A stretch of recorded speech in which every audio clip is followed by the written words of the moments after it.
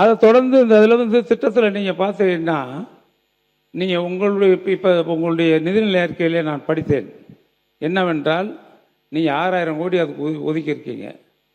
6000 கோடி ஒதுக்கி அதில் வந்து இதுக்கு வந்து பெரிய அர்பனுக்கு, அதாவது பெரிய நகரங்களை சுற்றி இருக்கின்ற கிராம பஞ்சாயத்துகளுக்கு ஒரு 1000 கோடி சாலை வசதிகள் மேம்பாட்டு திட்டத்திற்காக ஒரு 1000 கோடி ஒதுக்கியிருக்கீங்க. இதுபோக மலை பகுதியில் இருக்கின்ற கிராமங்களுக்கு 100 கோடி ரூபாய் ஒதுக்கியிருக்கிறீர்கள்.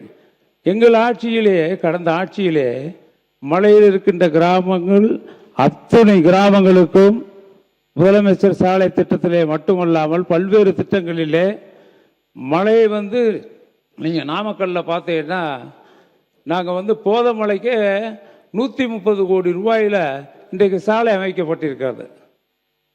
அவருக்கு அமைச்சருக்கு தெரியும், அந்த மாவட்டத்தினுடைய அமைச்சருக்கு. போதமலைக்கு 130 கோடி கொடுத்துருக்கோம், கல்வராயன் மலைக்கு 60 கோடி கொடுத்துருக்கோம்.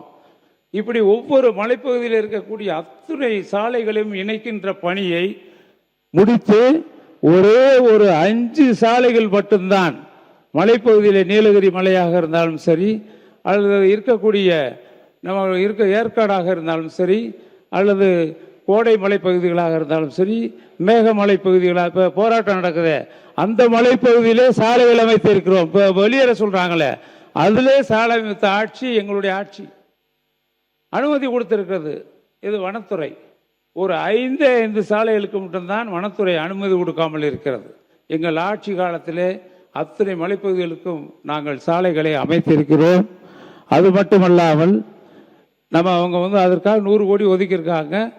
அந்த 5 சாலைகளுக்கு மட்டுமல்லாமல் இன்னும் வளர்ச்சிக்கு பயன்படுத்தலாம், அதை பற்றி ஒன்றும் இல்லை. ஆனால் அண்ணாவின் பெயரை மாற்றியது தான் மிக வருத்தமாக இருக்கிறது.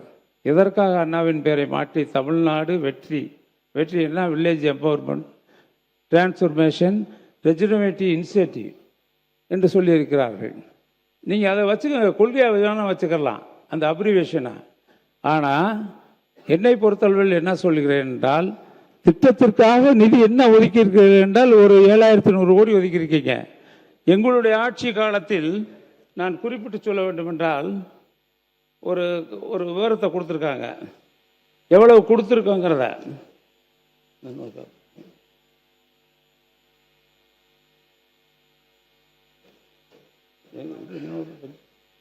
மாண்பு நீர்வளத்துறை அமைச்சர் அவர்கள்.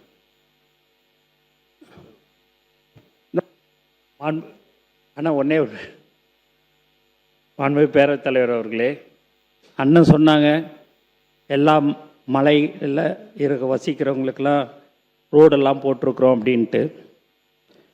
அண்ணனுடைய மாவட்டம்தான் திண்டுக்கல் மாவட்டம். கொடைக்கானல் பிளாக் தாண்டிக்குடி என்ற ஒரு பஞ்சாயத்தில் போன வருடம் எங்கள் தலைவர் தளபதி அவர்கள் படப்பிடிப்புக்கோசம் ஷூட்டிங்கோசம் அங்கே போனார். ஒரு சீன் எடுக்கணும்னு சொல்லிட்டு அந்த கரடு முரடா ஜீப்பில் மேலே ஏறி அந்த இடத்துக்கு போனார் தாண்டிக்குடியில். நானும் கூட போயிருந்தேன். ஆனால் கீழே வரும்போது அவர் 1 மணி நேரம் தனியாக நடந்து வந்தார்.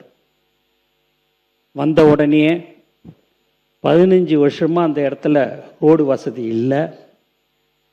நம்ம சொந்த செலவில் இந்த ரோடு ஒரு 254 பேர் தான் அங்கே வாழ்ந்து கொண்டிருக்கிறார்கள். அதனால் ரோடு போடலை, நம்ம சொந்த செலவில் போட்டுடலாமான்னு. நம்மளை பேனர் வைக்கவே விடலை, நம்மளை எங்கே போய் இந்த ரோடு போடுறதுக்கு விடுவாங்க சார் அப்படின்னு. நம்மளுடைய ஆட்சி கண்டிப்பாக வந்துடும் சார், வந்த உடனே போட்டுடலாம் அப்படின்னு சொன்ன சிரிச்சார். நான் பதவியேற்று 5வது நாள் முதலமைச்சர் அலுவலகத்திலேருந்து ஒரு நோட் ஷீட் வருது. என்னான்னு பார்த்தீங்கன்னா, அந்த தாண்டிக்குடியில் கிராமத்துக்கு ரோடு போடணும்னு சொல்லிட்டு போன வருஷம் மே மாதத்தில் சொன்னதை நினப்பு வச்சுக்கின்னு நான் அதை மறந்துட்டேன். எங்களுடைய முதலமைச்சர் அவர்கள் வந்த 5வது நாட்களே அதை போடுறதுக்கு சொன்னார்.